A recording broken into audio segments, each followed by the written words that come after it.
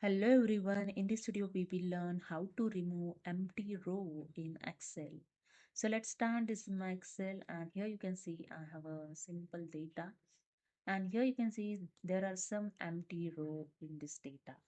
So I want to remove this empty row.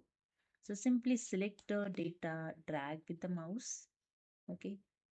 Press the Ctrl G and here the go to dialog box is open. Then click on the spatial option, then click on the blanks option, then click on the OK.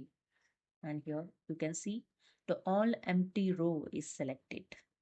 Then simply press the Ctrl minus key and here the one delete dialog box is open.